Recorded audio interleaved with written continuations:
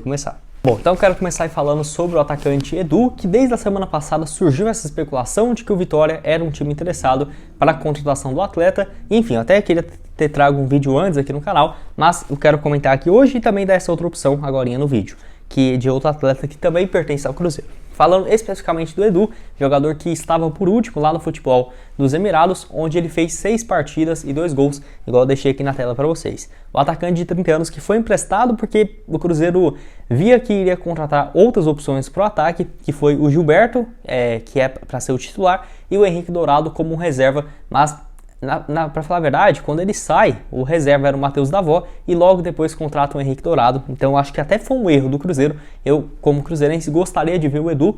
Eu não diria para ser a peça fundamental, titular, o peso todo em cima dele na Série A, mas um reserva do Gilberto, com toda certeza, até hoje eu queria ele no Cruzeiro, e não sei porque que a diretoria, o técnico Pepa, não vê com bons olhos a continuidade do jogador, que poderia chegar apenas depois do dia 3 de julho no Vitória, que é quando reabre a janela internacional, até porque ele estava lá nos Emirados, teve alguns problemas físicos que não conseguiu jogar. 6 jogos e apenas 2 gols, sua equipe foi rebaixada e ele acabou voltando 6 meses antes desse seu contrato por conta desse rebaixamento. No ano passado, 48 jogos, 22 gols marcados e 4 assistências, foi fundamental no Cruzeiro naquele início da Série B e no final. Ele foi fundamental nesse período. Ele chegou a ficar, se eu não estiver enganado, 10 a 11 jogos, 9 a 11 jogos, sem marcar na Série B.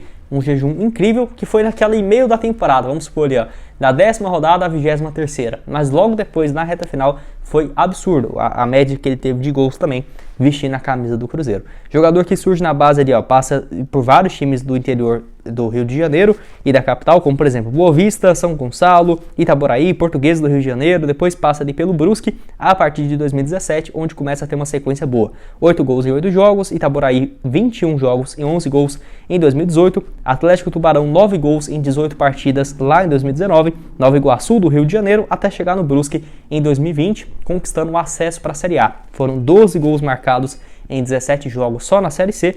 Na Série B, manteve o Brusque na primeira divisão, 17 gols em 33 partidas, só na Série B, e foi contratado pelo Cruzeiro com essa grande expectativa de seu camisa 9 e realmente deu conta do recado. Vou mostrar aqui alguns números dele só na Série B do ano passado, para você entender a importância do artilheiro aí no Cruzeiro.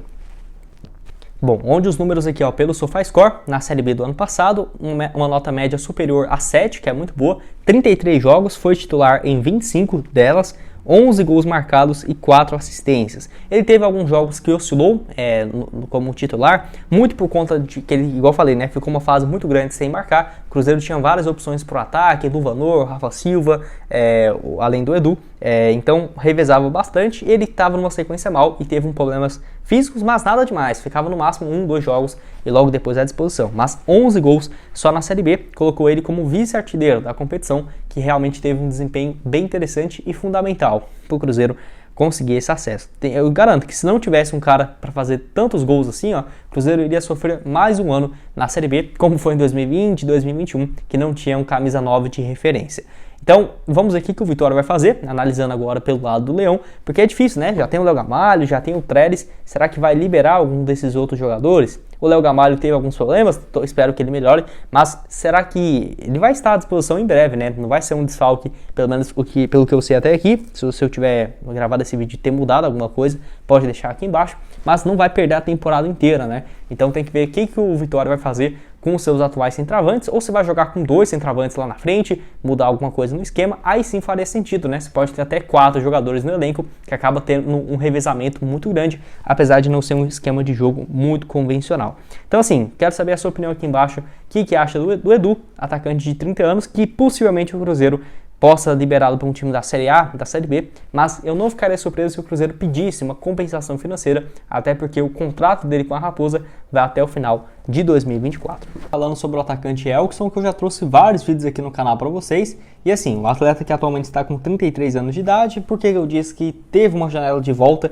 para o Vitória maior do que nos últimos anos, por conta do último desempenho que ele teve no futebol brasileiro, que foi pelo Grêmio. No ano passado, contando o Campeonato Estadual, Copa do Brasil e a Série B, ele marcou apenas 5 gols em 24 jogos. Então assim, foi um desempenho bem abaixo e até por conta disso, ele ficou alguns meses, no início dessa temporada, sem time, né, desempregado, até ele arrumar uma outra equipe que eu não sabia que ele estava jogando por lá, um time chamado, eu não vou nem tentar pronunciar aqui porque é da China, então já sabe, né? É uma equipe que atualmente joga a segunda divisão do futebol chinês. Ele tem por lá 4 gols marcados em 11 jogos. Então até fiquei surpreso quando fui trazer o vídeo aqui para vocês, vendo que ele já estava por essa equipe, até porque eu tinha feito o último vídeo em março e ele estava livre, né, no mercado. Então tá atualmente nessa equipe, que era também de se imaginar ele voltando, por exemplo, para o futebol chinês, porque ele é muito querido por lá. Deixei aqui os números para vocês, né, do futebol chinês, onde ele jogou um pouco mais do que 9 anos consecutivos por lá. Jogou aí no Guangzhou FC, nos anos auge, ali, o time mais rico do futebol chinês, 2013 e 2014. Ele jogou nesse período 81 jogos e marcou 74 gols. Então era um desempenho absurdo, com certeza deve ter um dos maiores salários do futebol mundial na época, porque ele jogou ali 4 anos no Guangzhou, depois mais 5 anos consecutivos no Xangai SPG, que era o time mais rico do futebol chinês depois do Guangzhou, né, de 2016 a 2019 nesse time, e depois, para completar, ele volta para o Guangzhou e joga mais 3 temporadas até voltar para o Grêmio, né, para o futebol brasileiro. Então, com certeza deve ser muito conhecido por lá e acabou tendo essa outra proposta dessa equipe. E assim, será que é tão difícil imaginar ele voltando para o Vitória? Até o presidente, o Fábio Mota, respondeu essa pergunta falando que a pedida financeira dele era muito alta. Na época até ele falou do Jean Carlos também, que era algo de 120, 150 mil. E com certeza, tá? Mesmo que o Vitória fizesse uma proposta dessa, ainda assim estaria fora dos planos do planejamento da Série B. E com certeza essa equipe da China deve estar pagando muito mais, né? Porque 150 mil reais é muito dinheiro realmente para nós, mas se você for converter para o dólar e para jogador e para o futebol chinês, é o que? 26 mil dólares, 30 mil dólares, é muito baixo, com certeza deve ter um salário muito maior por lá no futebol chinês. Jogador que pelo Vitória é revelado, né, na equipe, onde surge na base 2006, 2007, 2008 e o primeiro ano dele profissional a partir de 2009, mas foi em 2010 que ele estourou com 64 jogos, 9 gols e o início de 2011 com 7 gols em 21 partidas, e logo depois se mudando para o Botafogo, onde no Botafogo foi muito bem, principalmente em 2012, onde ele marcou 18 gols em 54 jogos e foi, né, vendido, foi negociado com o futebol chinês, onde ficou mais de 9 temporadas. Então, será que seria interessante esse retorno para o Vitória? Se ele voltasse, por exemplo, no ano que vem, seria 13 anos depois, né, dessa sua estreia, ou dessa sua saída em 2011, voltando em 2024. Então, quero que deixe aqui embaixo então, a sua opinião e a avaliação do Elkson nos comentários. Só antes de dar uma sequência aqui, tem um recado para você que assiste aqui o canal Black Carton, gosta do conteúdo, para se tornar um membro aqui e ajudar a gente a produzir mais conteúdos como esse e ter uma série de vantagens. Deixei aqui essa primeira promoção, né, primeira vantagem aí de o Black Carton Fan, que seria, né, na teoria, R$3 por mês para você fazer parte e que tem acesso aos vídeos antecipadamente. Ou seja, geralmente quando nós gravamos aqui os conteúdos, o vídeo que vai sair no domingo, por exemplo, nós já terminamos ele na quarta, quinta-feira. E se for um vídeo do Vitória, por exemplo, você já pode assistir com uma certa antecedência, sendo parte aí do clube de membros, né? Tendo essa vantagem, R$3 por mês, lembrando que você pode cancelar a qualquer momento, não é uma assinatura anual ou algo nesse sentido. E tem a outra opção aí de Black Carton Foot, R$5, dá a opção de você participar também de um grupo de WhatsApp dos membros aqui do canal, R$5 por mês, tendo acesso aos vídeos antecipados. Nós vamos seguir vocês pelo Instagram do Black Carton nas redes sociais e tem também, no caso, um selo, né, que vai aparecer nas duas categorias para vocês se destacarem, no caso, nos comentários, e vamos dar prioridade para responder e trazer tópico de vídeos aqui para vocês fazendo parte desse membro. Apenas R$5 por mês, bem viável e que sem dúvidas ajuda demais aqui o canal. Então o link para você se tornar um membro vai estar aqui embaixo na descrição, tá? Você clica aqui em ver mais, vai estar lá, seja membro do canal, ou se não, aqui embaixo do lado da logo, às vezes aparece no seu celular, no seu notebook, a opção de seja membro, que você também já vai ver aí essas opções. Bom, você deve ter se perguntado, né? Mas será que tem essa necessidade de um jogador para a função de centroavante? E eu diria que não, tá? Acho que se o Elkson tivesse chegado, por exemplo, teria que ser antes da contratação do Léo Gamalho ou, por exemplo, da renovação de contrato com o Trellis. Mesmo ele podendo jogar como um meia, eu vejo que essa função de centroavante já está muito bem feita, né? O Léo Gamalho, nesse ano que ele e o Trellis têm revezado essa função e oscilado bastante, né? O colombiano aí de 33 anos, que nessa temporada tem 4 gols marcados em 21 jogos, números parecidos com o que ele teve com 6 gols em 24 partidas. E bom, o Léo Gamalho também com números parecidos, 16 partidas, 4 gols e 2 assistências. Começou melhor a Série B, mas ainda assim não tem, eu diria que um titular favorito do técnico e nem da torcida. Quero saber a opinião de vocês aqui embaixo. O que acha dos dois centroavantes e quais posições deveria ter a chegada de outros atletas, né? por exemplo, igual eu falei, né? Às vezes tem a necessidade de um zagueiro, de um volante, de um meia. Nós podemos aqui trazer um vídeo com alguns bons nomes e viáveis nessa janela de meio do ano de contratação, que já está próximo de abrir, né? No próximo dia 3 de julho. Outro aqui que está numa situação muito parecida com o Edu, e para falar a verdade, eles são quase iguais. Os dois têm 30 anos, é o Pedro Castro, tá? O Pedro Castro, para você ter uma ideia, ele nasceu no dia, se eu não estiver enganado aqui, ó, 5 de fevereiro. O Edu, para você ter uma ideia, nasceu no dia 5 de março. Então, até na idade, eles são muito parecidos e teve um destino parecido também.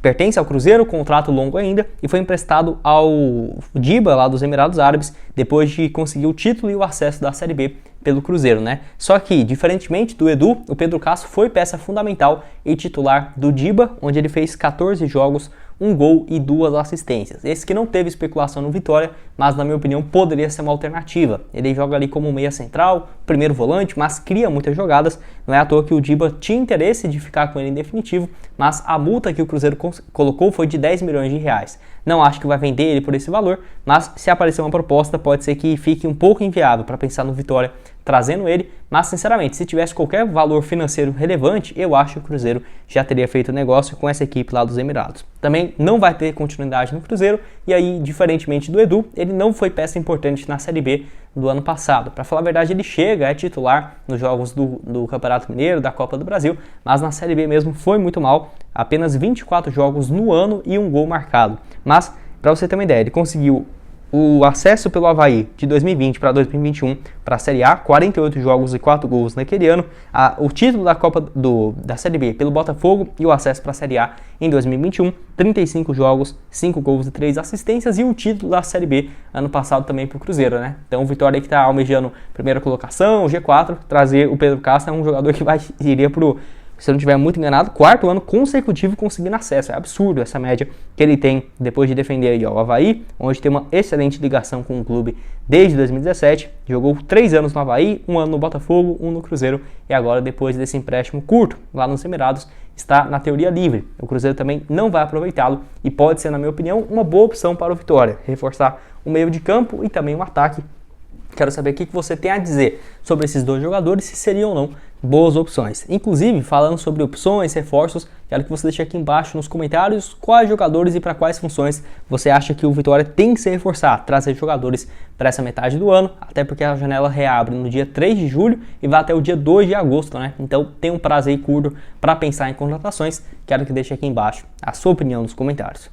Esse foi o vídeo, espero que tenham gostado. Não esqueça de deixar seu like aqui embaixo, também se inscrever no nosso canal, ajudar a gente a chegar a essa marca aqui no YouTube do Black Cartel de 50 mil inscritos. Vou deixar também outras sugestões do Vitória, já trouxemos diversos vídeos, notícias do mercado da bola, projeto de clube empresa, quanto que vale o clube, será que vai virar uma SAF? Já trouxe os últimos detalhes aqui nesse vídeo que está aparecendo na tela, e o link também da Leon para você resgatar aí, ó, esses R$25, só fazer o seu registro, o seu cadastro, vindo pelo link embaixo na descrição. Valeu, galera!